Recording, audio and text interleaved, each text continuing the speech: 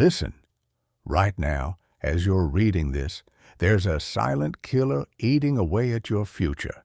It's not laziness. It's not procrastination.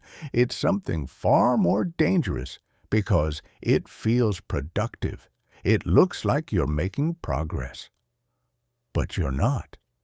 You're trapped in a cycle that's quietly stealing years from your life, and you don't even realize it.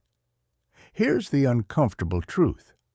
Most people will spend their entire lives working incredibly hard, staying constantly busy, and never achieving anything meaningful. Not because they lack talent, not because they don't have opportunities, but because they've adopted a set of habits that feel right but lead nowhere. And the scariest part? These habits are celebrated. Society rewards them. Your friends admire them. You might even be proud of them right now. But 5 years from now, 10 years from now, you'll look back and realize you were running on a treadmill the entire time, sweating, exhausted, but never moving forward. I'm not here to sugarcoat this. I'm here to show you exactly what's holding you back. Because once you see these patterns clearly, once you understand how they're sabotaging your future, you can't unsee them. And that awareness, that's where real change begins. So let me ask you something, and I want you to be brutally honest with yourself. How much of your day do you spend looking productive versus being productive? How many times have you told yourself, I'll start when everything is perfect? How often do you seek validation from people who haven't achieved what you want to achieve? If those questions made you uncomfortable, good. That discomfort is your wake-up call. Over the next few sections, I'm going to break down 5 specific habits that are destroying your future. These aren't obvious time wasters like scrolling social media for hours. These are subtle, insidious patterns that disguise themselves as good behavior. They make you feel like you're on the right track while quietly derailing your entire life. And here's what makes this even more critical. These habits compound. Every day you spend trapped in them is a day you can't get back. Every month that passes is another month you could have been building something real. But here's the good news. Once you identify these patterns, once you truly understand them, they lose their power over you. You can break free. You can redirect your energy toward what actually matters. And that's when your life transforms. So let's get into it. Let's expose these hidden saboteurs. Let's talk about what's really stopping you from the future you deserve. Bad habit. Number 1, over-optimizing small things. There's a habit spreading like wildfire through our generation, and it's one of the most dangerous traps you can fall into. It's called over-optimization, and if you're not careful, it will consume years of your life before you even realize what's happening. Here's how it works. You decide you want to start something new. Maybe it's a YouTube channel. Maybe it's a side business. Maybe it's finally getting serious about your health. You're excited. You're motivated. You can see the vision clearly. But instead of actually doing the thing, you start preparing. You start optimizing. Let me find the perfect planner first. Which app is best for this? Should I color code my notes? What's the ideal folder structure? Let me research the best font for my documents. And here's what's so devious about this. It feels productive. You're making decisions. You're organizing things. You're being strategic. At the end of the day, you look at all the systems you set up and think, wow, I really got a lot done today. But did you? Did you actually create anything? Did you make any real progress toward your goal? Or did you just spend hours arranging the furniture in a house you haven't built yet? This is the trap of over-optimization. It gives you the illusion of progress without any actual progress. It's fake productivity. And the reason it's so dangerous is because it tricks your brain into thinking you're moving forward when you're actually standing still. Let me be clear about something. Being busy and being productive are not the same thing. In fact, they're often opposites. Being busy means you're doing something. Your calendar is full. Your to-do list is long. You're always in motion. Being productive means you're doing the right thing, the thing that actually moves you toward your goals, the thing that creates real results. And over-optimization keeps you busy while preventing you from being productive. Think about it.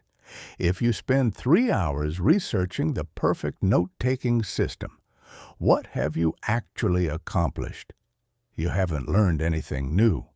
You haven't created any value. You haven't solved any problems. You've just organized your potential to do those things.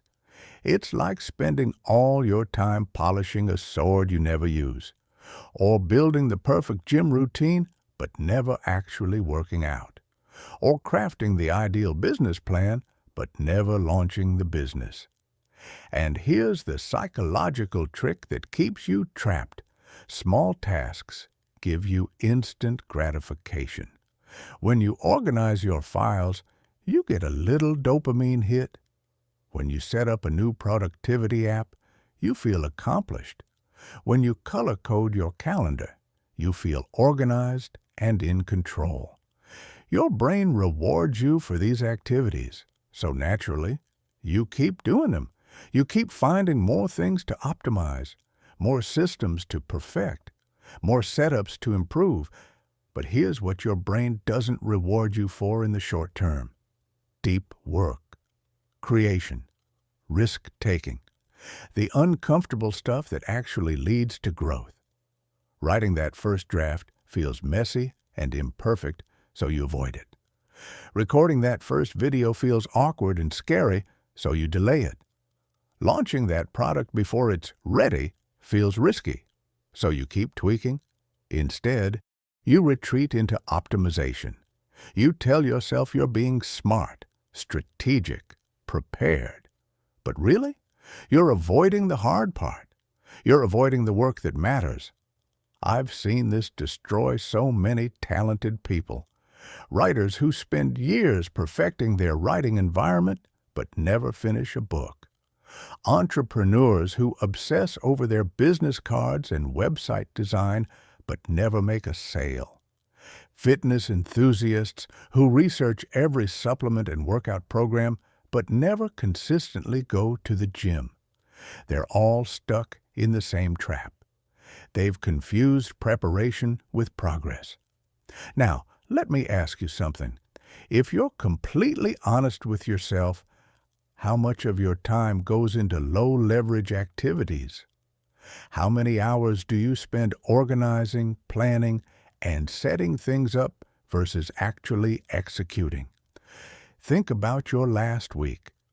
How many hours did you spend reorganizing your computer files, setting up new productivity tools, creating the perfect schedule, researching instead of doing, planning instead of executing? And now ask yourself, did any of that fundamentally change your life? Did it get you closer to your goals in any meaningful way? Probably not. Here's a truth that might sting a little. The world doesn't reward perfect systems. It rewards people who ship, people who create, people who put imperfect work into the world and then improve it based on real feedback. Think about the most successful people in any field. Did they wait until everything was perfect before starting? Did they spend months optimizing their setup? No. They started messy, They made mistakes. They learned by doing. And that's exactly what made them successful. The author who published their first terrible novel and then got better with each book. The entrepreneur who launched a basic product and improved it based on customer feedback. The YouTuber who posted their first awkward video and refined their style over time. They all understood something crucial. Done is better than perfect, because perfection is a trap. No matter how much you optimize, there's always something that could be better. There's always one more tweak, one more improvement, one more system to implement. And while you're chasing that impossible standard, someone else with half your talent but twice your courage is out there actually doing the work. They're making mistakes, learning, improving, and eventually they're going to leave you behind. Let me share something that changed my perspective on this completely. Every hour you spend optimizing is an hour you're not spending on high-leverage activities.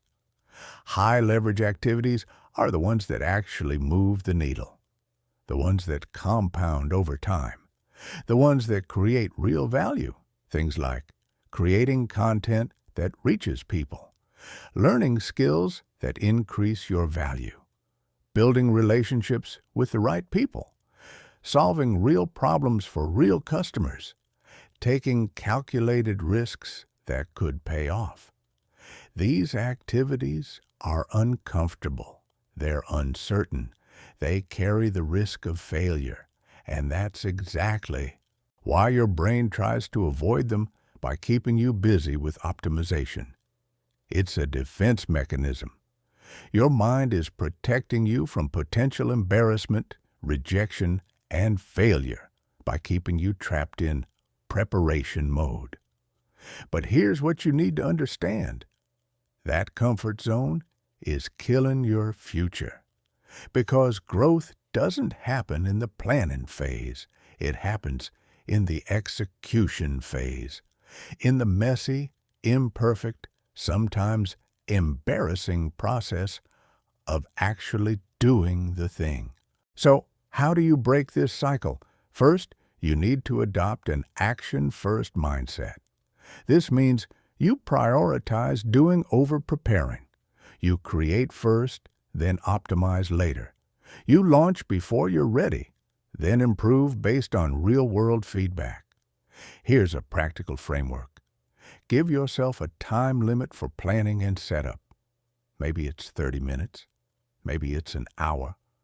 But once that time is up, you move to execution no matter what. Even if it feels incomplete, even if it's not perfect. Because starting imperfectly is infinitely better than not starting at all. Second, you need to get comfortable with the idea that your first attempts will be bad. And that's completely normal. Every expert was once a beginner. Every successful creator made terrible work when they started. The difference is that they started anyway. They accepted the discomfort. They pushed through the awkwardness. And slowly, through consistent action, they improved.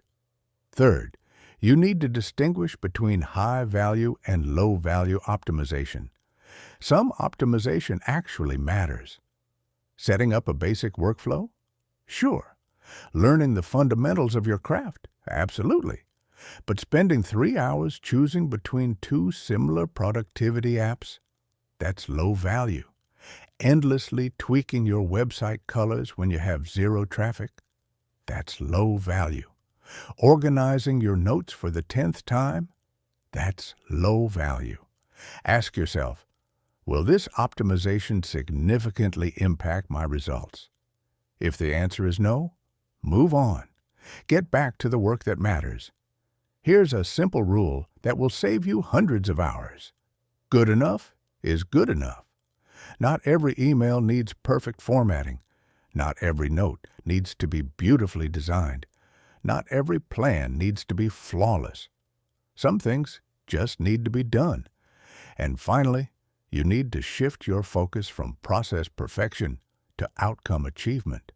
Instead of asking, "Is my system perfect?" ask, "Am I getting the results I want?" Because ultimately, that's what matters. Not how pretty your planner looks, not how organized your files are, but whether you're actually making progress toward your goals. Think about it this way. 5 years from now, what will matter more? That you had the perfect productivity system, or that you actually built something meaningful? The answer is obvious, but the trap is subtle. So you need to stay vigilant. You need to constantly check yourself. Am I optimizing because it genuinely helps? Or am I optimizing because I'm avoiding the real work? Am I preparing because I need to? Or am I preparing because I'm scared to start? These questions will keep you honest. They'll pull you out of the optimization trap and push you toward real action. Remember, your future isn't built by perfect systems.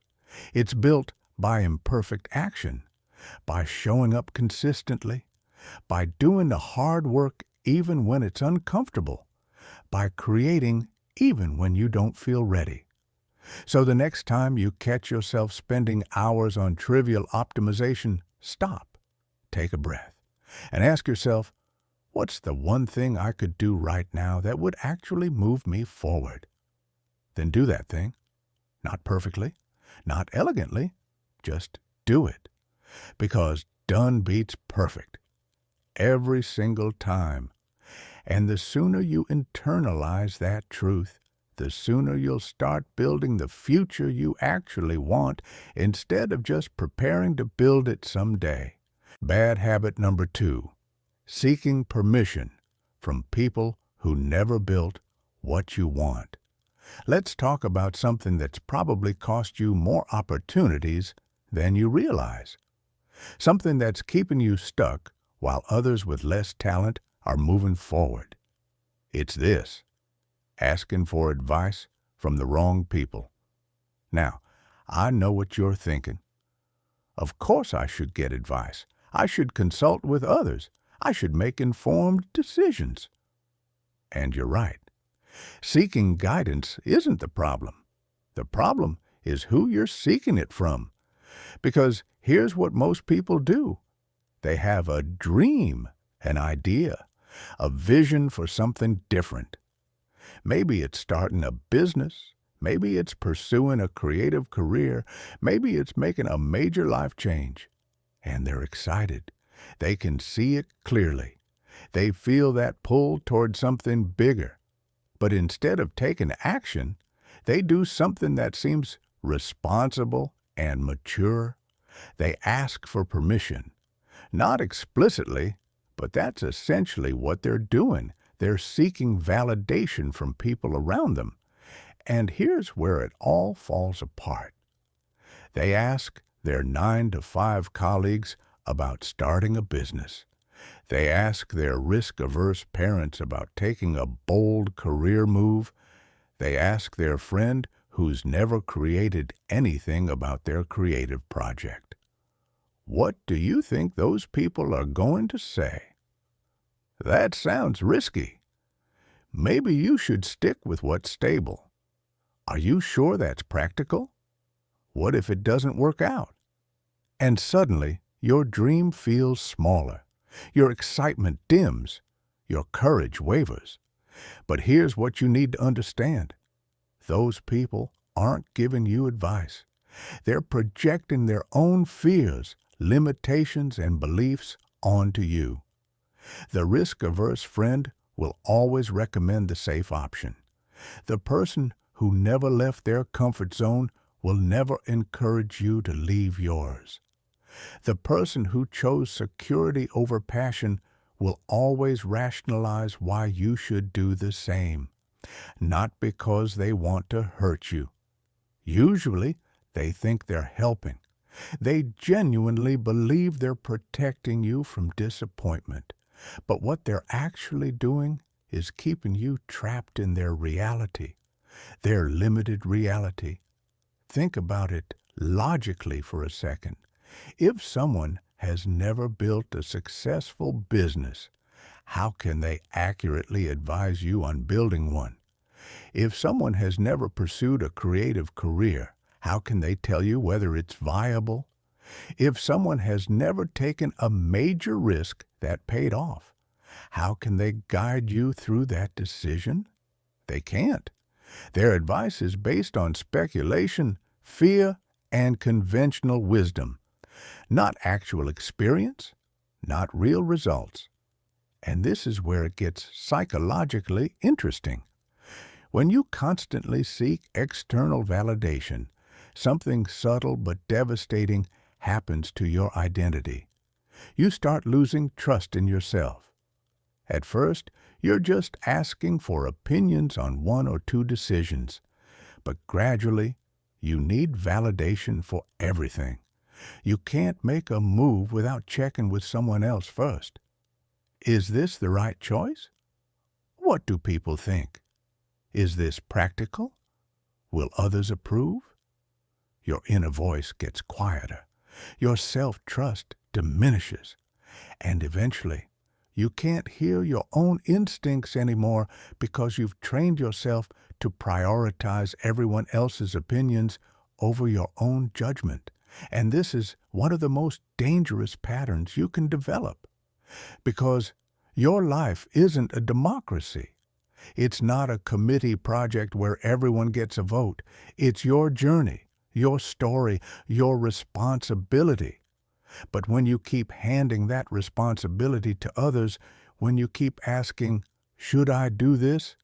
You're essentially saying, I don't trust myself enough to decide.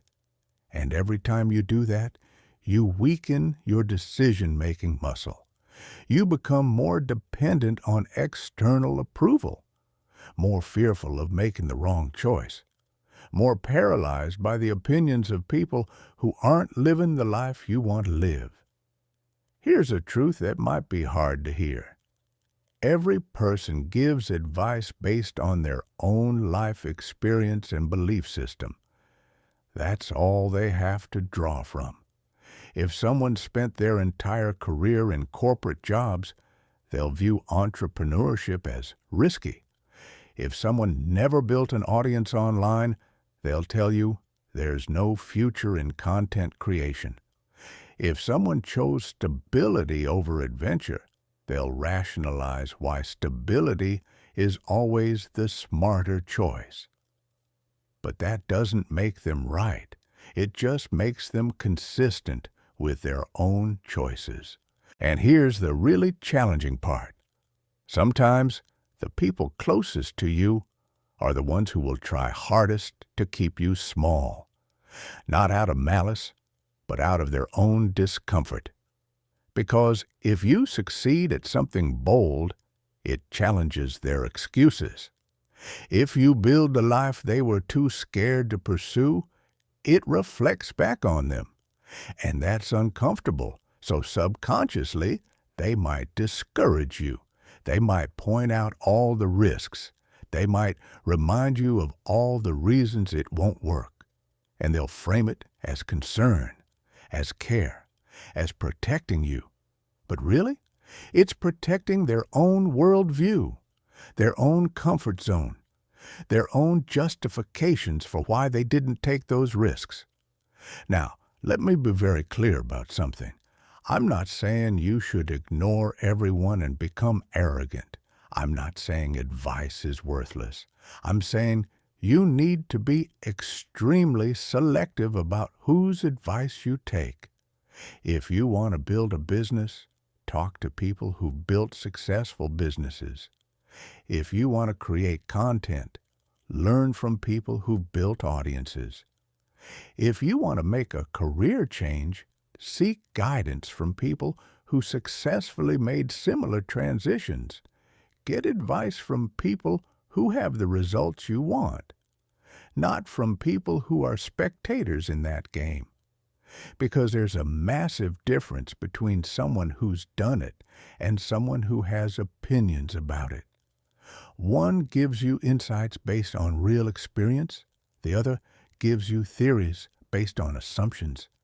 And when you confuse the two, you end up making decisions based on fear rather than facts, based on limitations rather than possibilities.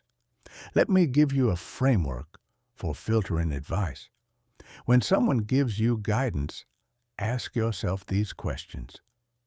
Does this person represent the results I want? Have they actually done what I'm trying to do? Are they speaking from experience or speculation? If the answers are no, you can listen respectfully, but you don't have to follow their advice. You can say, I appreciate your perspective, and then make your own decision. Because here's another uncomfortable truth. Most people are more comfortable with your failure than your success. Think about it. If you try something bold and fail, they can say, see, I told you so. It validates their decision to play it safe. It confirms their worldview. But if you try something bold and succeed, now they have to confront their own excuses. They have to face the fact that they could have done it too, but chose not to. And that's deeply uncomfortable for most people. So unknowingly, they'll try to keep you at their level. They'll discourage the bold moves. They'll emphasize the risks. They'll remind you of all the reasons to stay safe, not because they're bad people, but because your growth forces them to confront their own stagnation. This is why so many successful people talk about feeling lonely on their journey, not because they abandoned everyone, but because they stopped seeking permission from people who weren't qualified to give it. They stopped explaining their vision to people who couldn't see it. They stopped justifying their choices to people who wouldn't make them anyway. They started trusting themselves. They started taking responsibility for their own decisions. They started moving forward even when others doubted them. And that's exactly what you need to do. Now, there's another layer to this that's worth examining, the psychology of why we seek permission in the first place. It's usually rooted in fear. Fear of failure, fear of judgment, fear of being wrong. We want someone else to give us the green light so that if things go wrong, we don't have to fully blame ourselves. We can say, well, I asked around. I got advice. I did my due diligence. It's a safety mechanism, a way to spread the responsibility, a way to protect our ego. But here's what that really means. You're prioritizing emotional safety over actual growth. You're choosing the comfort of shared responsibility over the power of personal accountability. And that's a losing strategy. Because the people who build extraordinary lives don't wait for permission. They don't need validation from the crowd. They trust themselves enough to move forward even when others don't understand. Think about any major success story, any entrepreneur who built something significant, any creator who developed a massive audience, any leader who made a real impact. Did they ask for permission from people who hadn't done it before? Did they wait for society's approval before starting? No. They moved forward despite the doubts, despite the criticism, despite the well-meaning people telling them it wouldn't work, because they understood something crucial. The majority always thinks average. The majority plays it safe. The majority avoids risk. So if you're seeking approval from the majority, you're programming yourself for mediocrity. Here's what you need to internalize. You don't need permission to pursue your dreams. You don't need a license to build the life you want. You don't need someone else to tell you, yes, you're ready now. You just need to decide and then act. I know that sounds simple, but it's profound because most people never make that decision. They keep waiting, waiting for the right moment, waiting for more certainty, waiting for someone to give them permission, and they wait their entire lives. Meanwhile, the people who decided to trust themselves, who moved forward without permission, who took responsibility for their own path, those are the ones actually living. Now, let me give you some practical steps for breaking this pattern. First, start making small decisions on your own. Don't ask for opinions on everything. Practice trusting your own judgment. Build that confidence muscle. Start with low-stakes decisions. What to have for dinner. What book to read next. What skill to learn. Make those choices yourself without seeking validation. It sounds trivial, but it's training. You're retraining your brain to trust your own decision-making process. Second, when you do seek advice, be extremely intentional about who you ask. Create a mental board of advisors, people who have actually achieved what you're working toward, people whose judgment you genuinely respect because they've proven themselves in that arena. And even then, remember that you're gathering information, not seeking permission. The final decision is still yours. Third, get comfortable with the discomfort of taking responsibility. When you make a decision and it doesn't work out, resist the urge to blame others or circumstances. Own it. Learn from it. Adjust. Because that ownership is what builds real confidence, not the fake confidence of someone else approved this decision, but the genuine confidence of I made this call and I'll handle whatever comes from it. Fourth, practice ignoring unsolicited advice from unqualified people. This is hard because we're conditioned to be polite, but you need to develop the ability to smile, nod, and then completely disregard advice from people who aren't qualified to give it. You don't need to argue with them. You don't need to convince them. You just need to filter them out.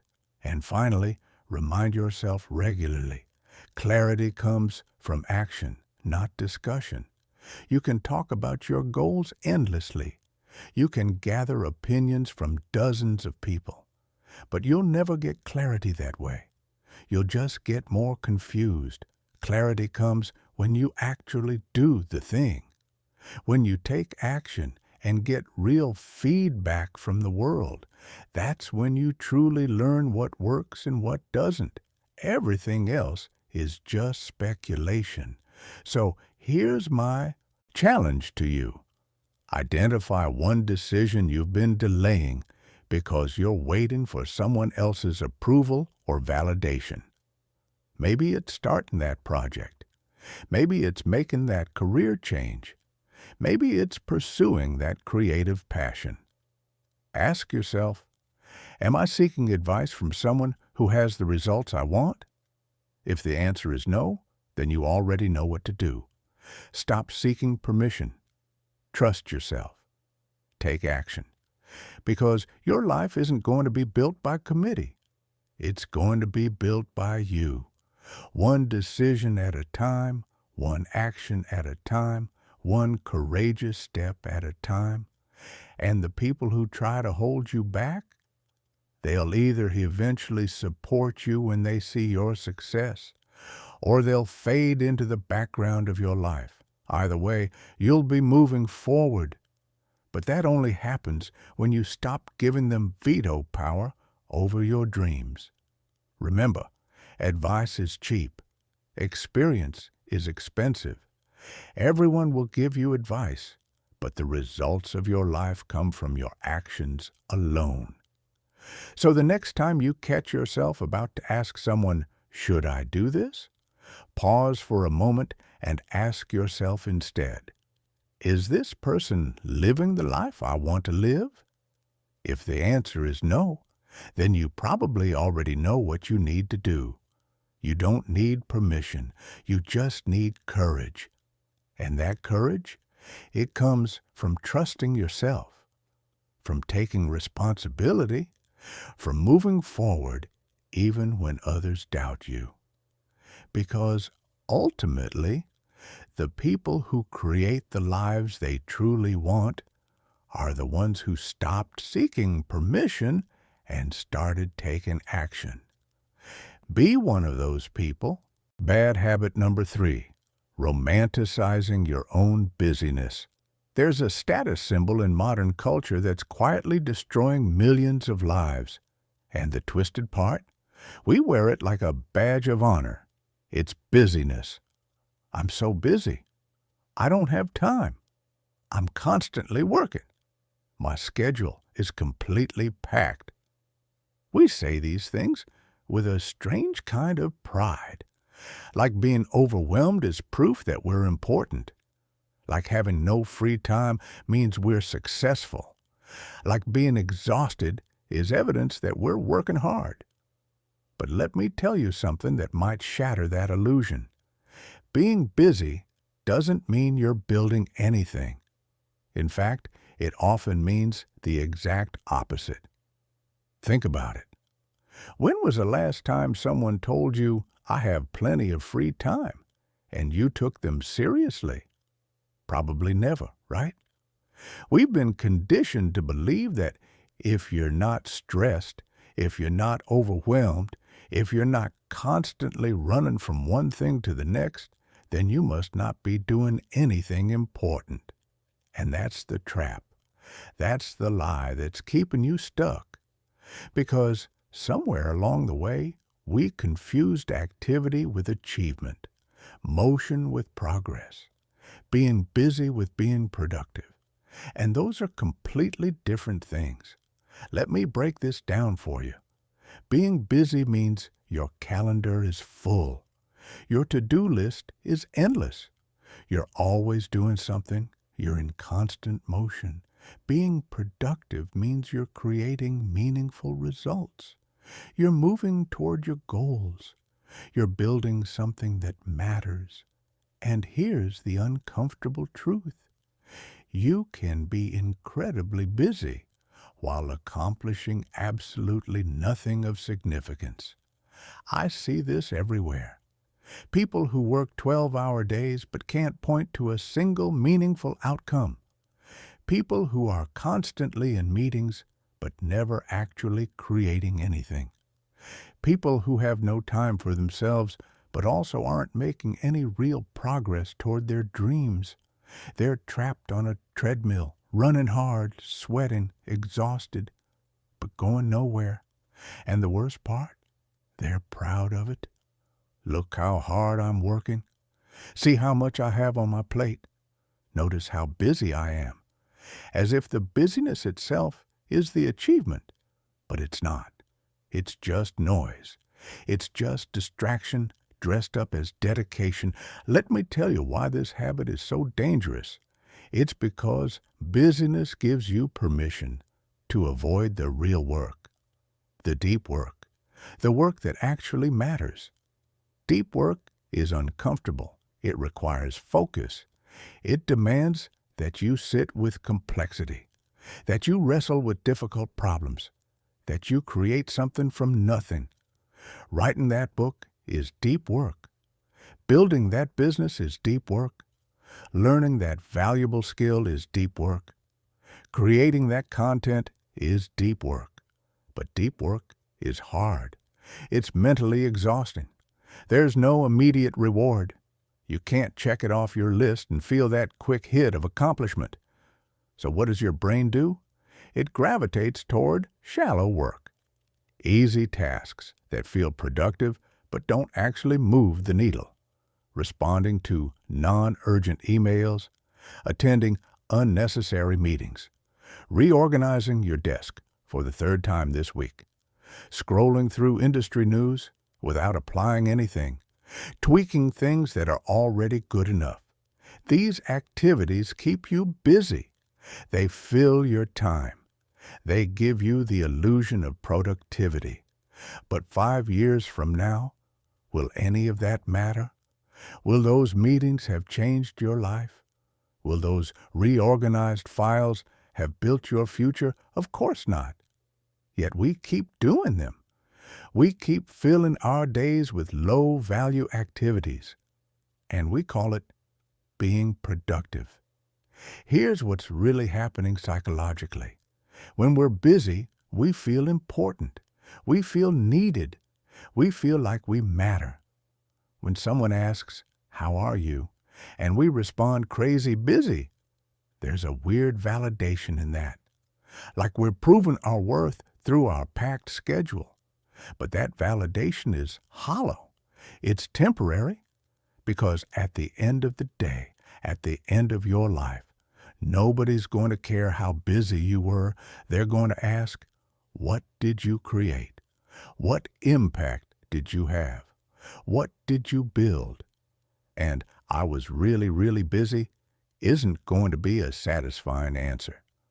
I want you to think about something for a moment.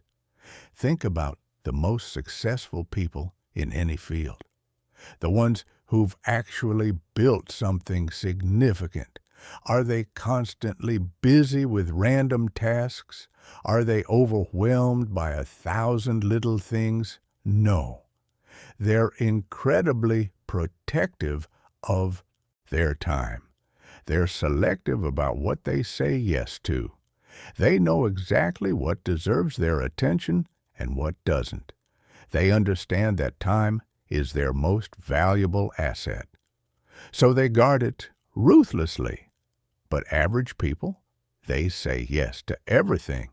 They fill their calendars with obligations, and then they complain about not having time.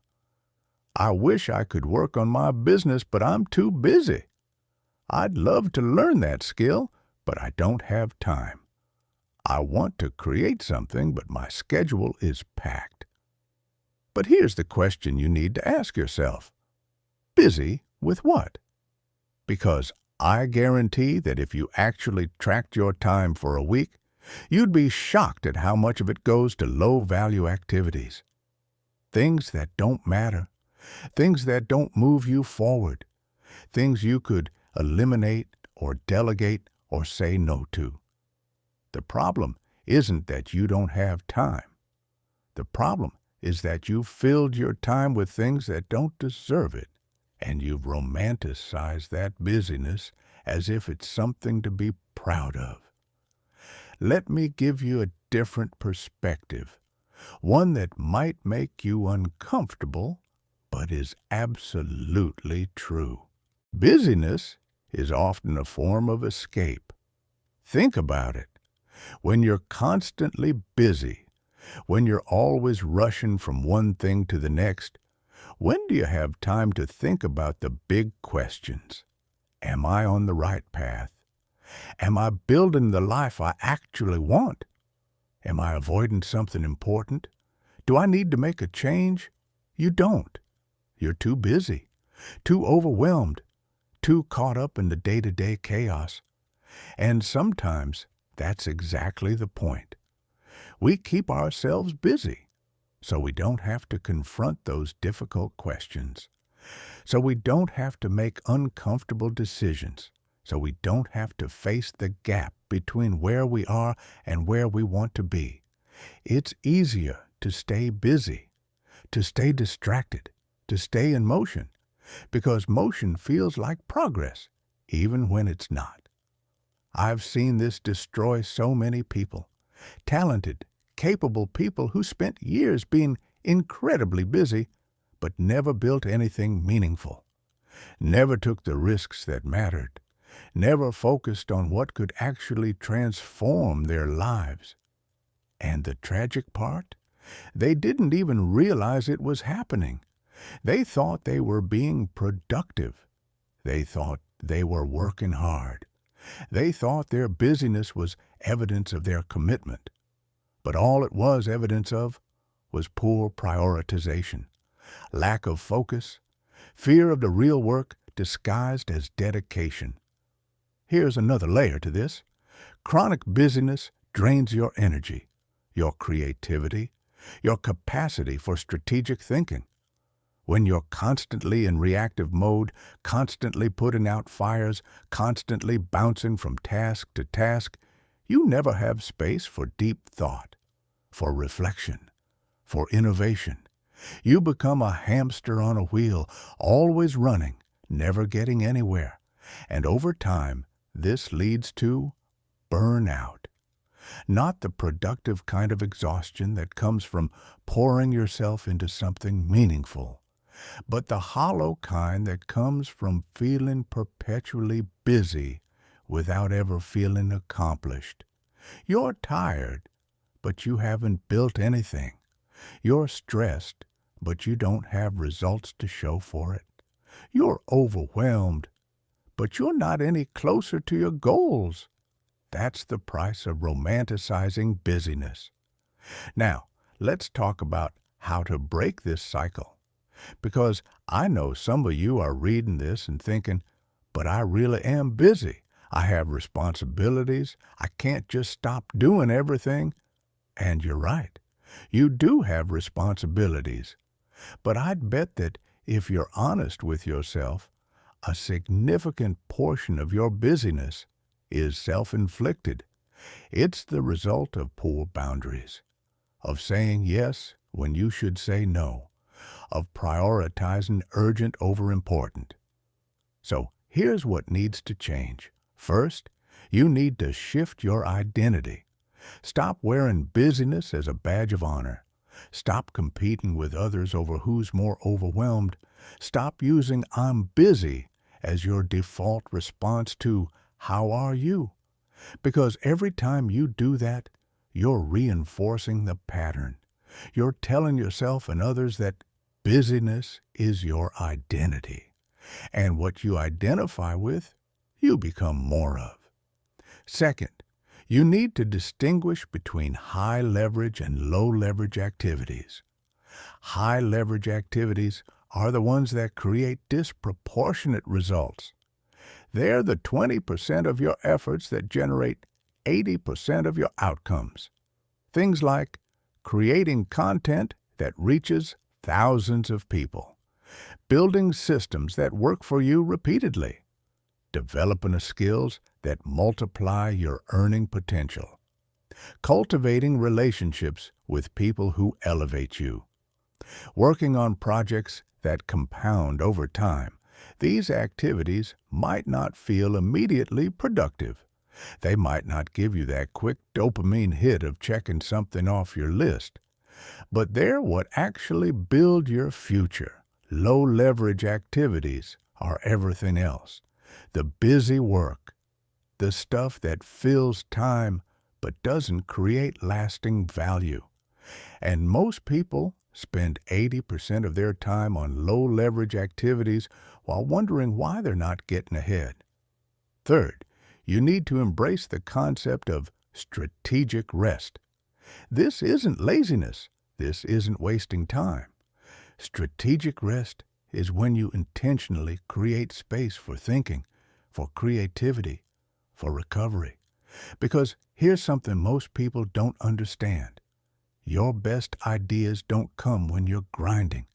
They come when you have mental space, when you're relaxed, when your mind can wander and make connections. But if you're constantly busy, you never create that space, and you lose access to your best thinking. Fourth, you need to get ruthless about saying no. This is probably the most important skill you can develop. Every time you say yes to something unimportant, you're saying no to something that matters. Every obligation you accept is stealing time from your actual priorities. So you need to protect your time like it's the most valuable thing you have. Because it is. That means saying no to meetings that don't serve your goals. No to favors that drain your energy. No to opportunities that aren't aligned with your vision. No to people who don't respect your boundaries. And yes, this will make some people uncomfortable. Some will think you're being selfish or difficult. But those are usually the people who benefit from your lack of boundaries. The people who truly care about you will respect your commitment to your own growth. Fifth, you need to track how you actually spend your time. Not how you think you spend it, how you actually spend it. Do this for a week. Write down what you do in 30-minute blocks. Then categorize each activity as high leverage or low leverage. I guarantee you'll be shocked at the results. You'll see how much time you waste on things that don't matter. How many hours disappear into activities that could be eliminated or delegated. And that awareness is what creates change. Because once you see the pattern clearly, once you understand where your time is actually going, you can't unsee it.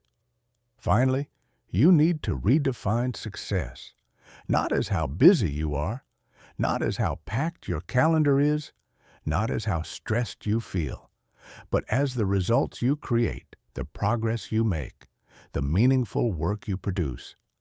Ask yourself at the end of each day, did I do something today that moved me toward my goals? Not, was I busy? But was I effective? Because there's a massive difference. And recognizing that difference is what separates people who stay stuck from people who actually build something. Let me leave you with this thought. 5 years from now, nobody's going to remember how busy you were. They're not going to give you an award for being overwhelmed. They're not going to celebrate how stressed you felt. They're going to look at what you built, what you created, what impact you had. And if all you have to show for those 5 years is, I was really busy, then you've wasted them. So stop romanticizing busyness. Stop wearing exhaustion like a medal. Stop confusing motion with progress. Start being intentional about your time. Start focusing on what actually matters. Start building something meaningful instead of just staying busy. Because your future isn't created by how full your calendar is. It's created by how wisely you use the time you have. And the sooner you understand that, the sooner you'll stop running on that treadmill and start actually moving forward. Be productive, not just busy. Be intentional, not just active. Be effective, not just exhausted. That's how you build a future worth having. Bad habit number 4, living in fantasy loops. There's a story that plays in your head over and over again, a beautiful story about your future. One day, I'll be successful. One day, I'll start that business. One day, I'll create that thing I've been dreaming about. One day, I'll live the life I really want. You can see it so clearly. You've imagined it 1,000 times. The details are vivid. The feelings are real. You know exactly what it looks like when you finally make it. And here's the thing, that imagination is powerful. It feels good. Sometimes it feels so good that you get a genuine rush of excitement just thinking about it. Like you've already achieved it. Like you're already living it. But you're not. You're just imagining it. And this is where it gets dangerous. Because when your brain gets that dopamine hit from imagination, when it experiences that satisfaction from the fantasy, something devastating happens. It stops pushing you toward the real thing. Welcome to the fantasy loop, one of the most insidious traps that will quietly steal years of your life while making you feel like you're actually working toward your goals. Let me explain how this works psychologically. Your brain doesn't really distinguish between vividly imagining something and actually doing it. At least, not when it comes to the reward chemicals it releases. When you visualize success, When you play that mental movie of your perfect future, your brain releases dopamine, the same chemical that gets released when you actually accomplish something. So you get the reward without doing the work. You get the satisfaction without the struggle. You feel accomplished without actually accomplishing anything. And that's the trap. Because if you can feel successful just by imagining success, why would you put in the hard work to actually achieve it? Why would you face the risk, the uncertainty, the potential failure? You wouldn't. And most people don't. Instead, they live in the loop. They imagine, they fantasize, they visualize their perfect future. They get their dopamine hit.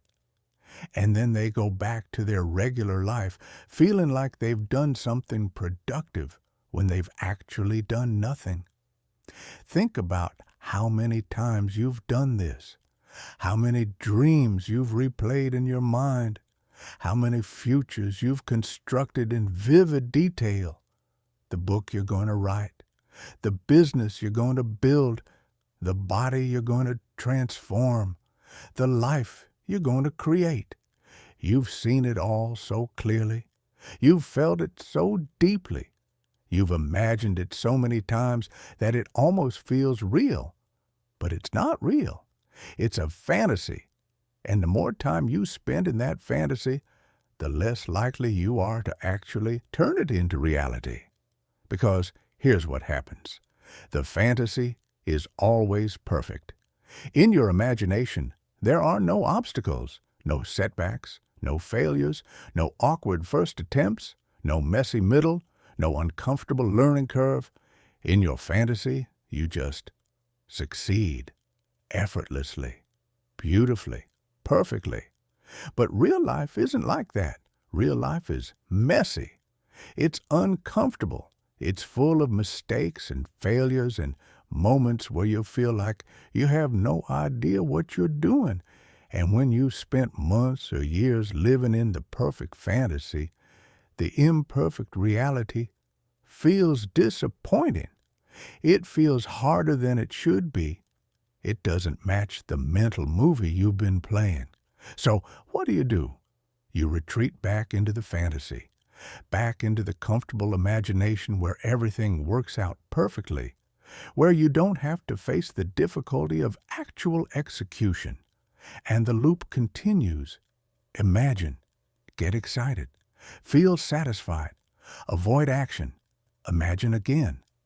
I've seen this destroy so many talented people, people with incredible ideas, people with real potential, people who could have built something amazing, but they never did, because they were too comfortable living in the fantasy of what they could build someday.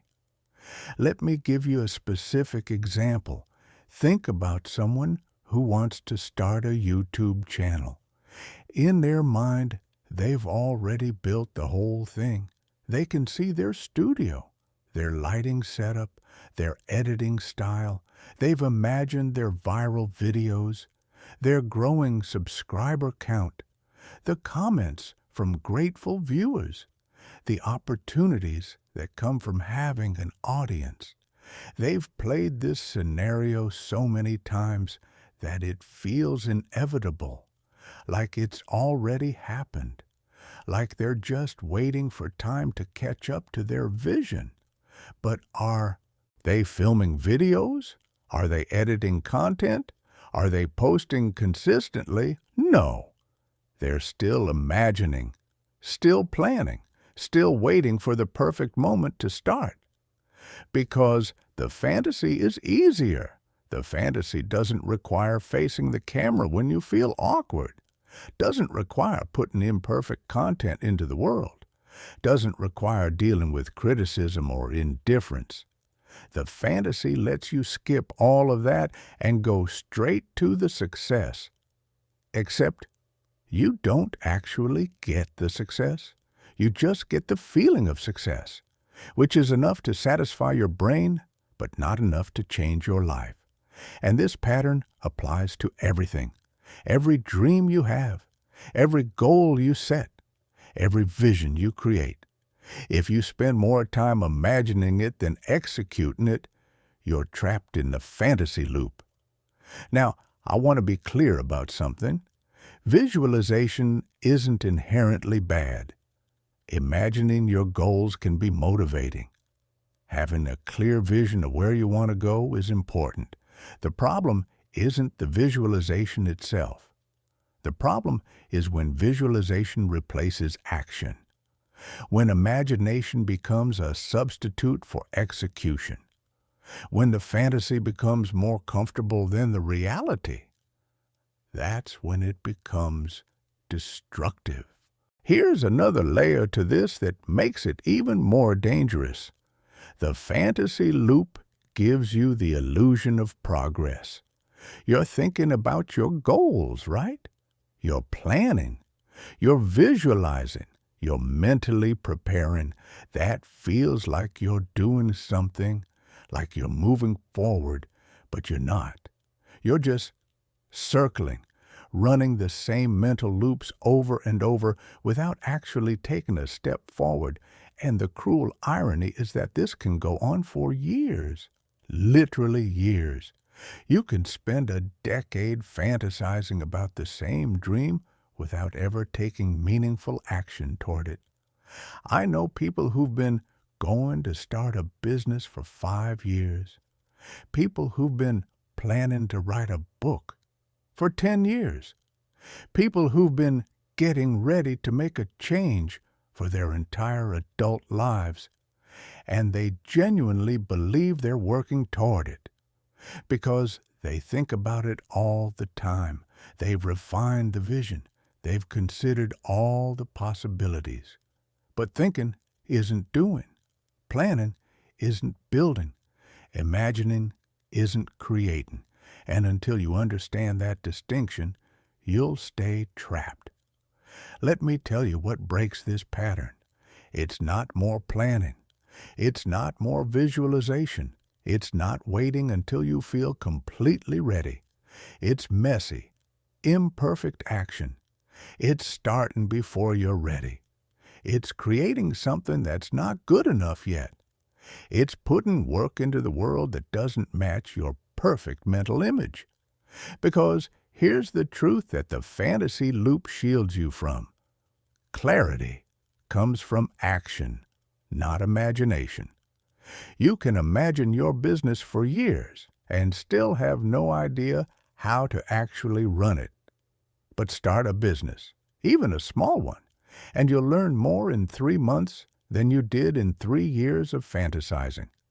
You can visualize yourself as a content creator forever, but create one piece of content, publish it, and get real feedback, and you'll understand more about the process than 1,000 hours of imagination could teach you.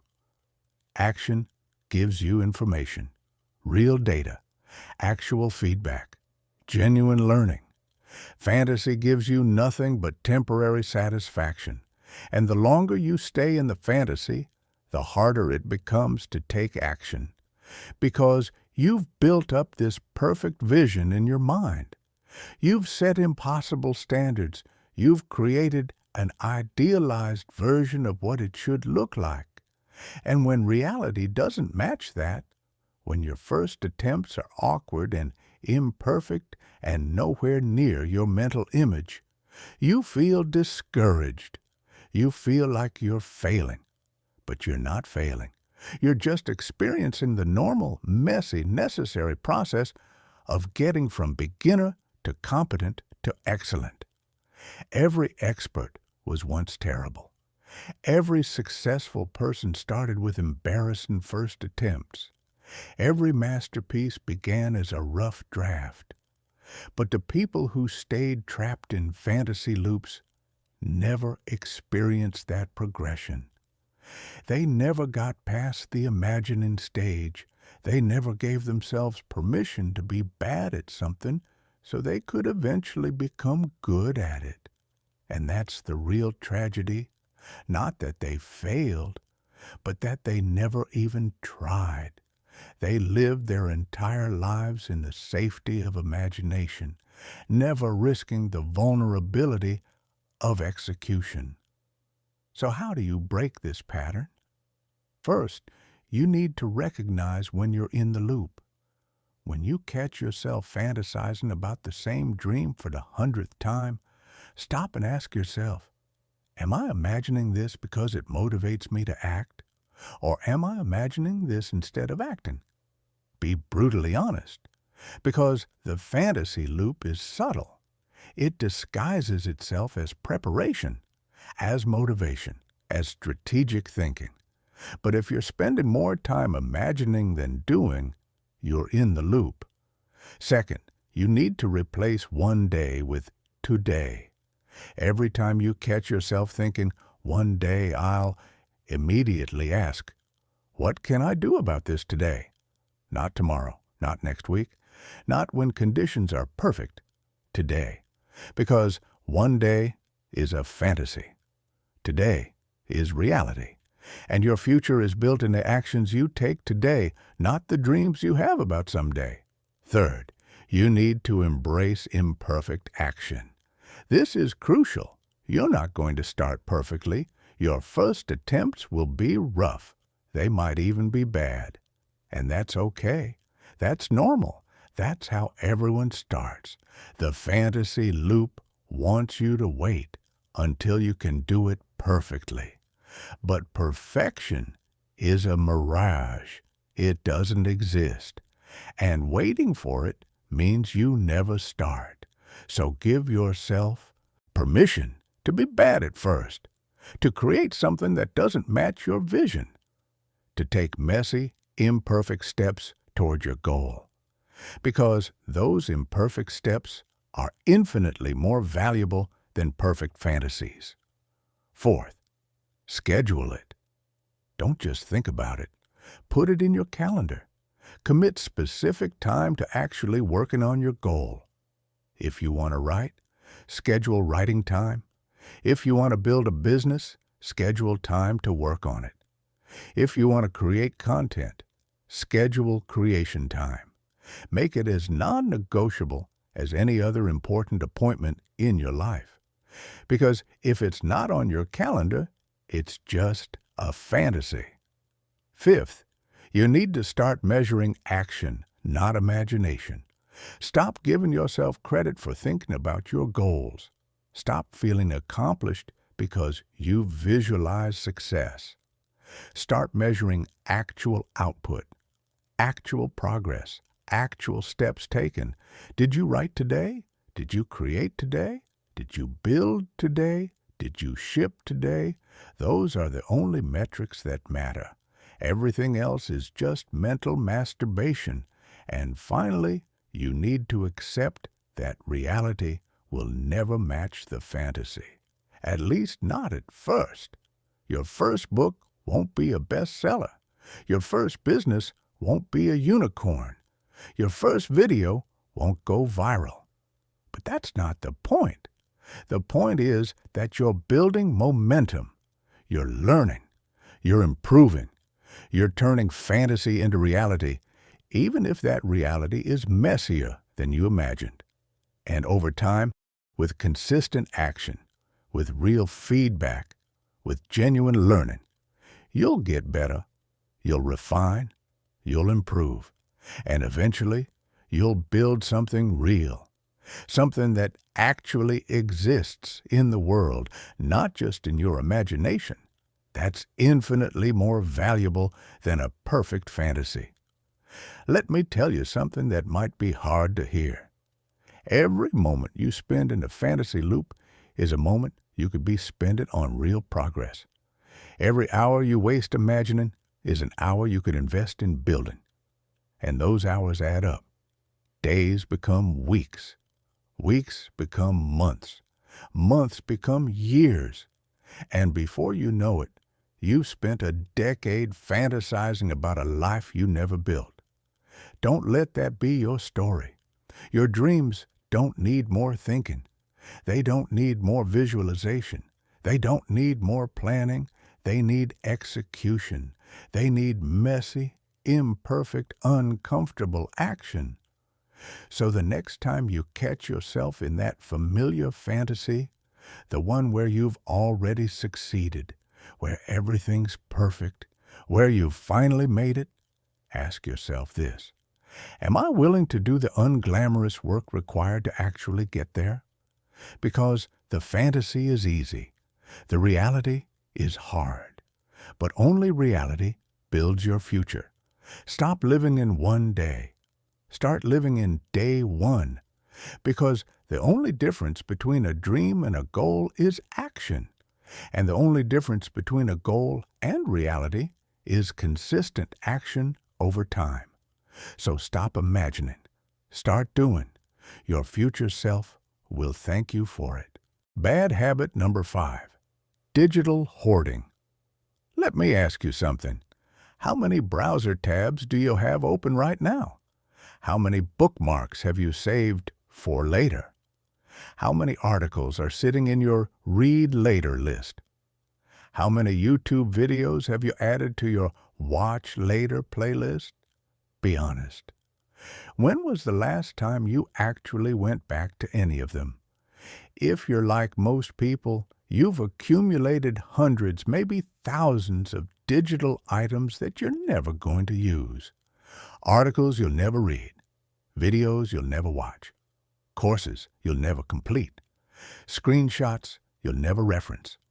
But you keep saving them, just in case, for someday, when you have time. Except that someday never comes.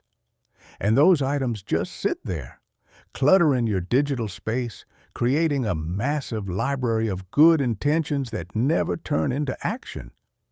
This is digital hoarding, and it's one of the most socially acceptable forms of self-sabotage in the modern world. Because it feels productive, doesn't it? When you save that article about productivity hacks, you feel like you're investing in self-improvement. When you bookmark that tutorial, you feel like you're learning. When you screenshot that inspirational quote, you feel like you're growing. But you're not doing any of those things. You're just collecting. You're accumulating information without ever transforming it into knowledge. You're gathering resources without ever using them. And the cruel trick is that this accumulation gives you a false sense of progress. It makes you feel prepared, like you're building a knowledge base, like you're setting yourself up for future success. But here's the reality. You're not building anything. You're just creating digital clutter that makes you feel overwhelmed and prevents you from taking actual action. Let me explain why this is so destructive. First, digital hoarding creates the illusion of learning. When you save an article about starting a business, your brain gives you a little reward. It feels like you've taken a step toward your goal, like you're being proactive and smart. But you haven't learned anything. You've just saved a file. You haven't absorbed the information. You haven't applied the knowledge. You haven't done anything except click a button. Yet your brain treats it like progress. And that tiny dopamine hit is enough to satisfy you temporarily, enough to make you feel like you're moving forward when you're actually standing still. Second, digital hoarding leads to information overwhelm. Think about it. You've saved hundreds of resources on the same topic, articles about productivity, videos about business, courses about marketing, tutorials about design. And when you finally decide to actually learn something, you look at this massive pile of saved content and feel paralyzed. Where do you even start? How do you choose what's actually valuable versus what's redundant? So you do nothing. You're overwhelmed by the sheer volume of options.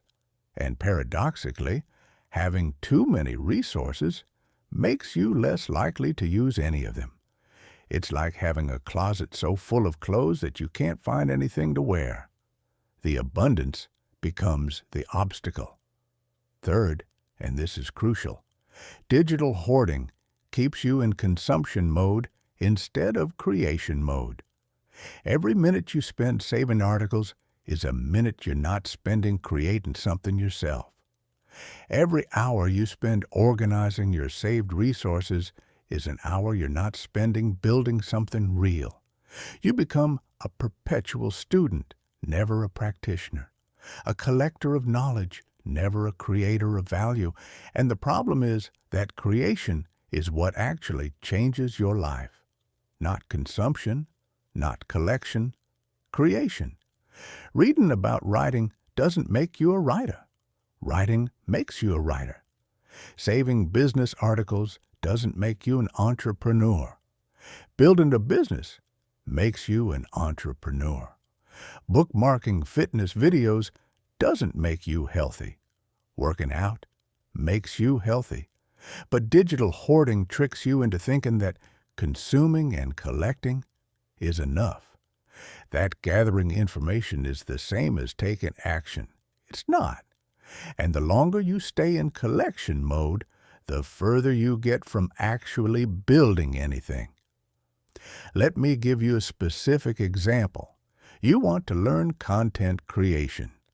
So you start researching. You find a great article about YouTube strategies. You bookmark it. Then you find another about editing techniques. You save that too. Then you discover a thread about audience building. Into the saved folder it goes. 3 months later, you have 75 saved resources about content creation. You feel like you've done so much research, like you're really preparing yourself. But have you created any content? Have you filmed a single video? Have you written a single script? Have you published anything? No. You've just accumulated information, and all that accumulation hasn't moved you 1 inch closer to your goal. In fact, it's probably moved you further away, because now the task feels bigger, more complex, more overwhelming. You have all this information to process before you can start. All these best practices to implement. All these strategies to master. And the gap between where you are, beginner with zero content, and where you feel you need to be, expert with perfect knowledge, feels impossibly wide. So you keep collecting, keep researching, keep saving, because starting feels too daunting, and collecting feels like progress. But it's not progress. It's procrastination disguised as preparation. Here's another insidious aspect of digital hoarding. It creates mental clutter. Even if you're not consciously thinking about all those saved items, they're taking up mental space. They're creating a vague sense of obligation, a background anxiety. I should read those articles. I need to watch those videos. I have to go through that saved content. And this low-level stress drains your mental energy. It makes you feel behind, like you're always playing catch-up, like there's always more you should be doing, when in reality, most of that saved content is completely unnecessary. If you deleted all of it right now, your life wouldn't change. You wouldn't miss it. You'd probably feel lighter. Because here's a truth that digital hoarders don't want to face. If you haven't used something in 6 months, you're probably never going to use it. That article you saved a year ago, you're not going to read it. That tutorial you bookmarked 8 months ago, you're not going to follow it. That course you downloaded 6 months ago, you're not going to complete it. And keeping them saved doesn't make you more likely to use them. It just makes you feel guilty about not using them. So why do we do this? Why do we keep accumulating digital content we're never going to consume? Fear. Fear of missing out. Fear of losing access to valuable information. Fear of not being prepared. We think, what if I need this later? What if this contains the one insight that changes everything? What if I delete it and then regret it? So we save everything, just in case, for that hypothetical future moment when we'll finally have time to go through it all. But that moment never comes, because there's always more to save. The internet is infinite. The content never stops. You could spend every waking hour for the rest of your life consuming saved content and never get through it all. So the strategy of "I'll consume it later" is fundamentally flawed. Later never comes. The pile never gets smaller. It only grows. And meanwhile, you're not creating anything. You're not building anything. You're just accumulating. Another factor is perfectionism. We want to have complete knowledge before we start. We want to consume every resource, learn every technique, understand every strategy. We think that if we just gather enough information, we'll be fully prepared. We'll have no gaps. We'll know everything we need to know. But that's impossible. There's always more to learn, always another perspective, always a new strategy or technique or approach.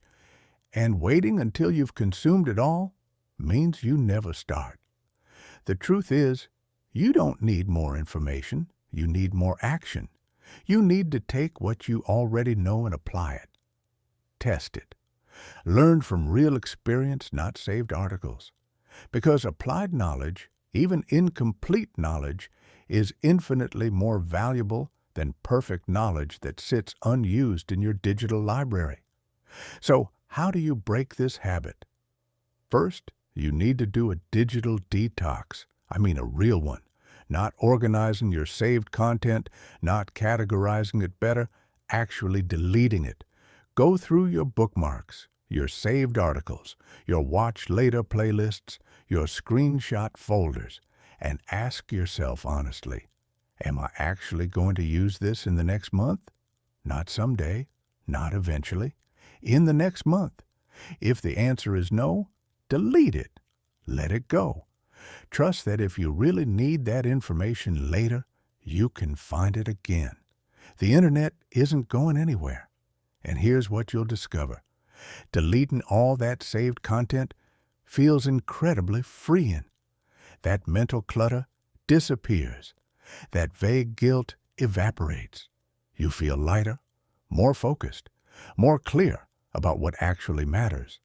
Second, implement a use it or lose it rule. When you save something, give yourself a deadline. 1 week, 2 weeks maximum. If you haven't consumed and applied it within that time frame, delete it. No exceptions. No, maybe later. Delete it. This forces you to be selective about what you save. It makes you ask, is this important enough to use right now? If not, don't save it, because if it's not important enough to use now, it's not important enough to clutter your digital space. Third, shift from collecting to creating. This is the most important mindset change. Every time you feel the urge to save something, ask yourself, could I spend this time creating something instead? Instead of saving an article about writing, could you write for 10 minutes? Instead of bookmarking a video about productivity, could you tackle one important task? Instead of screenshotting a business tip, could you take one action toward building your business? Creation beats consumption. Every single time. Because creation is what builds your future. Consumption, especially passive consumption that never gets applied, does nothing. Fourth, practice just-in-time learning. This means you only seek information when you actually need it for a specific project or goal. Don't research content creation in general. Research the specific thing you need to know for the video you're making right now. Don't save business articles for someday. When you're actually starting a business, research the specific next step you need to take. This keeps your learning targeted, relevant, and immediately applicable, and it prevents you from accumulating general knowledge that you'll never use. Fifth, accept that you can't know everything. This is hard for perfectionists, but it's essential. You're never going to consume all the content on any topic. You're never going to read every article, watch every video, take every course, and that's okay. You don't need to. You just need to know enough to take the next step, and then learn more as you go. Trying to learn everything before you start is another form of procrastination. It's another way of avoiding the discomfort of actually doing the thing. And finally, measure output, not input. Stop measuring how many articles you've saved or courses you've enrolled in. Start measuring what you've created, what you've built, what you've shipped. Because at the end of the day, at the end of your life, nobody's going to care how much content you consumed. They're going to look at what you created, what impact you had, what you built. And a digital library full of unused resources doesn't count as building anything. Let me be blunt with you. Every hour you spend accumulating information you're not going to use is an hour stolen from your actual goals. Every day you spend organizing saved content is a day you could have spent creating something real. And those hours add up. Those days compound. Until you've spent years collecting and organizing and preparing, but never building. Don't let that be your story. Your goals don't need more research. They don't need more saved articles. They don't need a bigger digital library. They need you to stop consuming and start creating, to stop collecting and start building, to stop preparing and start executing. So here's my challenge to you. Right now, today, go through your saved content, your bookmarks, your read later lists, your saved videos, your screenshot folders, and delete 80% of it. Just delete it. I promise you won't miss it. I promise it won't hurt your progress. In fact, you'll probably find that letting go of all that digital clutter makes space for actual progress. Because you can't build your future while you're drowning in saved content. You can't create while you're constantly consuming. You can't move forward while you're buried under a mountain of information you're never going to use. So let it go. Delete it. Clear the space, and then use that space to create something real, to build something that matters, to take action on the goals you've been preparing for. Because preparation without execution is just procrastination with a better reputation, and your future deserves more than that. Conclusion: the choice is yours. We've covered a lot of ground together. 5 habits that are quietly destroying your future. 5 patterns that feel productive but lead nowhere. 5 traps that millions of people fall into every single day. Let me recap them quickly, because understanding them is only half the battle. The other half is actually doing something about it. Habit number 1, over-optimizing small things. Spending hours perfecting your setup, organizing your tools, tweaking your systems, while never actually doing the work that matters. Mistaking preparation for progress. Confusing busy work with real work. Habit number 2, seeking permission from people who never built what you want. Asking for validation from people who don't have the results you're trying to achieve. Letting their fears, limitations, and conventional wisdom dictate your decisions, giving away your power to people who aren't qualified to guide you. Habit number 3, romanticizing your own busyness, wearing exhaustion like a badge of honor, filling your calendar with low-value activities, confusing motion with progress, being constantly busy while accomplishing nothing meaningful. Habit number 4, living in fantasy loops, spending more time imagining your success than working toward it, getting dopamine hits from visualization instead of execution, staying comfortable in the perfect fantasy instead of embracing the messy reality of actually building something. Habit number 5, digital hoarding, saving endless articles, videos, and resources that you'll never use, creating the illusion of learning while never actually applying anything, drowning in information while starving for transformation. These 5 habits have something in common. They all feel productive. They all look like you're doing something. They all give you permission to avoid the real work. And that's what makes them so dangerous, because you can spend years trapped in these patterns and genuinely believe you're making progress. You can look busy, feel busy, be busy, and accomplish absolutely nothing. And the scariest part, time doesn't care. Your future doesn't care how hard you tried. It only cares what you built. So right now, at this exact moment, you have a choice to make. You can finish reading this, nod your head, think, yeah, that's interesting, and then go right back to these same patterns. Most people will. They'll recognize themselves in every single habit, feel uncomfortable for a moment, and then return to their comfortable routines.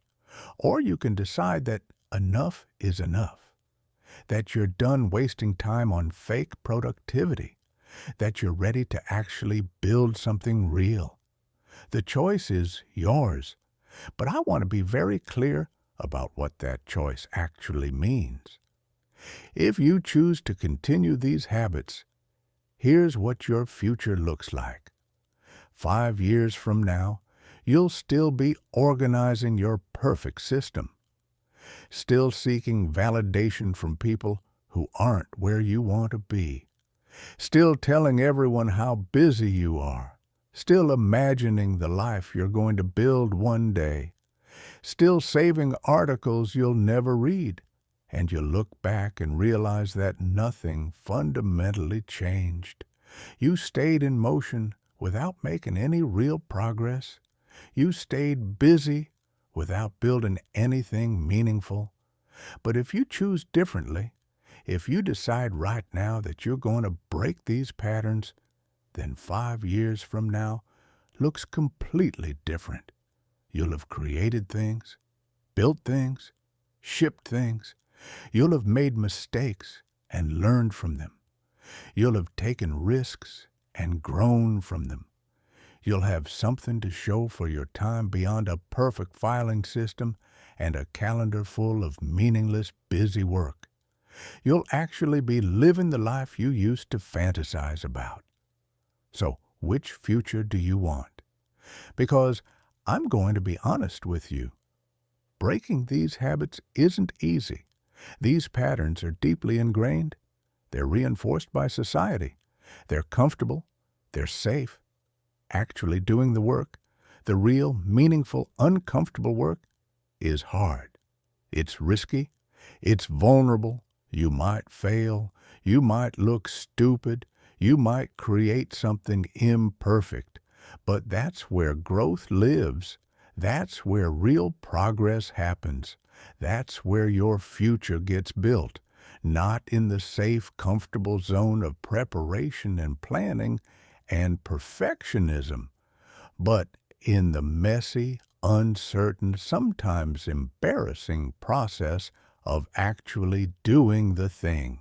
So let me give you a framework, a practical, actionable framework for breaking these habits and redirecting your energy toward what actually matters. The Action Framework: From Awareness to Transformation. Step 1. Conduct an honest audit. This week, I want you to track everything, and I mean everything. Track how much time you spend optimizing versus executing, how many people you ask for advice, how busy you are versus how productive you are, how much time you spend in fantasy versus action, how much content you save versus use. Write it down. Be brutally honest. No judgment, just data. Because you can't change what you don't acknowledge. And most people have no idea how much time they're wasting on these habits until they actually measure it. Step 2. Identify your highest leverage activities. Once you see where your time is actually going, ask yourself, what are the 3 activities that, if I did them consistently, would completely transform my life in the next 12 months? Not 30 activities, 3. Maybe it's creating content consistently, building your business, developing a high-value skill, networking with the right people, shipping products to real customers. Whatever they are for you, identify them, write them down, be specific. These are your high-leverage activities. Everything else is secondary. Step 3. Implement the 80-20 rule ruthlessly. Now that you know your high-leverage activities, restructure your life around them. 80% of your productive time should go to those 3 activities. That's it. Not equally distributed across 100 different tasks. Not split between important and urgent. 80% to what matters most. Everything else, all the optimization, all the preparation, all the busy work, gets a maximum of 20% of your time. And honestly, it should probably get less. This is hard. It means saying no to a lot of things. It means letting some things be good enough instead of perfect. It means accepting that you can't do everything, but it's the only way to actually make progress. Step 4. Create forcing functions. A forcing function is something that makes you act. That removes your ability to procrastinate or overthink or stay comfortable in preparation mode. Examples. Schedule a public launch date for your project before it's perfect. Book a speaking engagement before you've fully prepared your talk. Announce your business before you've built the perfect website. Commit to publishing content weekly, whether you feel ready or not. These create healthy pressure. They force you out of fantasy and into execution. They make you ship before you're completely ready. And that's exactly what you need, because you'll never feel completely ready. If you wait for that feeling, you'll wait forever. Step 5. Build accountability systems.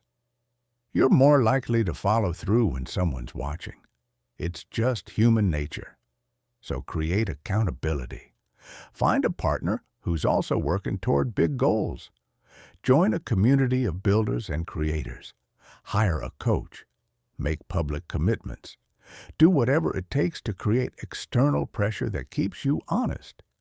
Because left to your own devices, it's too easy to slip back into comfortable patterns. Too easy to rationalize just a little more preparation. Too easy to stay busy without being productive. Accountability makes it harder to lie to yourself. Step 6. Measure what matters. Stop measuring inputs. Stop counting how many articles you've saved or how many hours you've been busy. Start measuring outputs. Real, tangible outputs. How many pieces of content did you create this week? How many customers did you talk to? How many iterations of your product did you ship? How much did you learn from real-world feedback? What did you build that exists in the world, not just in your head? These are the only metrics that matter. Everything else is vanity metrics that make you feel good without driving real progress. Step 7. Embrace the discomfort. This is perhaps the most important step. You need to get comfortable being uncomfortable. Your first attempts will be bad. Your early work will be embarrassing. You'll make mistakes. You'll face rejection. You'll feel like you don't know what you're doing. Good. That means you're learning. That means you're growing. That means you're actually doing something instead of just thinking about it. Every expert you admire went through this phase. Every successful person you look up to was once exactly where you are now, uncertain, inexperienced, uncomfortable.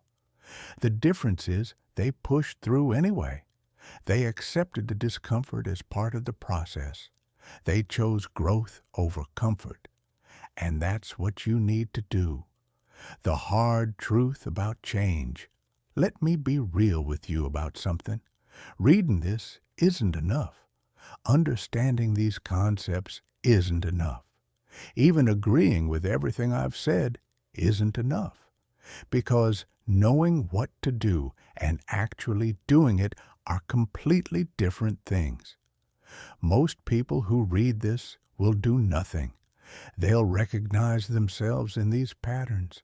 They'll feel motivated for a few hours or maybe a few days, and then they'll drift right back to their old habits. Because change is hard. Comfort is easy. And your brain will always try to pull you back toward what's familiar, even if what's familiar is slowly destroying your future. So you need to decide right now whether you're going to be like most people or whether you're going to be different. Are you going to use this as entertainment or as a catalyst? Are you going to nod along or actually change? Are you going to stay comfortable or get uncomfortable for the sake of growth? Nobody can make that decision for you. Nobody can force you to take action. Nobody can want it for you. This is on you, completely on you. And 5 years from now, when you look back at this moment, you'll either thank yourself for making a different choice, or you'll regret that you let another opportunity for change slip away. Your future is waiting. Here's what I know to be true. You have more potential than you realize, more capability than you're currently expressing, more possibility than you're currently accessing. But all of that potential means nothing if you don't act on it. The world doesn't reward potential. It rewards execution. It rewards people who ship, people who build, people who do the work even when it's hard, even when it's uncomfortable, even when they don't feel ready. And you can be one of those people. You absolutely can. But you have to choose it. You have to commit to it. You have to take that first messy, imperfect step. Right now, not someday. Today, not when you're ready. Because here's the secret that nobody talks about. You'll never feel completely ready. You'll never have all the answers. You'll never have perfect clarity. And waiting for those things is just another form of procrastination. The people who actually build the lives they want, they start before they're ready. They figure it out as they go. They make mistakes and learn and adjust and keep moving forward. They don't wait for permission. They don't seek validation from people who aren't where they want to be. They don't romanticize being busy. They don't live in fantasy. They don't hoard information they'll never use. They just do the work, consistently, imperfectly, courageously. And over time, that work compounds. Those small actions accumulate. Those imperfect steps add up to something significant. That's how futures get built, not through perfect plans or endless preparation or comfortable fantasies, but through consistent, imperfect action. The final call. So here's what I want you to do right now, not later, right now. Close this. Put down your phone or step away from your computer and do one thing, just one thing, that moves you toward the future you actually want. Not something that feels productive, something that is productive. Not something that's comfortable, something that matters. Not something you've been planning to do, something you've been avoiding. Maybe it's creating the first draft of that thing you've been overthinking. Maybe it's reaching out to that person you've been meaning to contact. Maybe it's shipping that project you've been perfecting. Maybe it's deleting that mountain of saved content and starting fresh.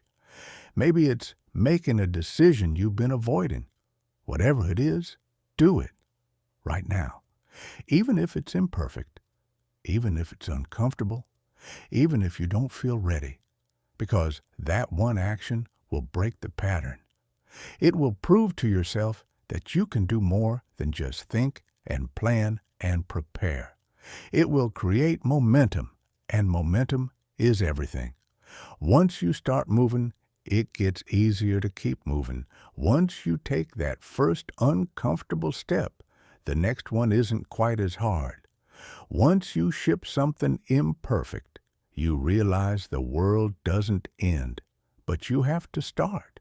You have to take that first step, and you have to do it now, while you're still feeling motivated, before your brain talks you back into comfortable patterns.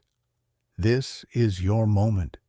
Your future self is watching this moment, hoping you make the right choice, hoping you break the pattern, hoping you finally take real action instead of just thinking about it. Don't let them down. 5 years from now, you'll either look back at this as the moment everything changed, or as another time you almost did something but didn't. The choice is yours. It's always been yours. Nobody else can make it for you. So what's it going to be? Another cycle of the same habits. Another year of busy work and fantasy loops and seeking permission, or something different? Something real? Something that actually builds toward the future you want? You already know the answer. You've known it the whole time. Now prove it to yourself. Stop reading. Start doing. Your future is waiting. Go build it.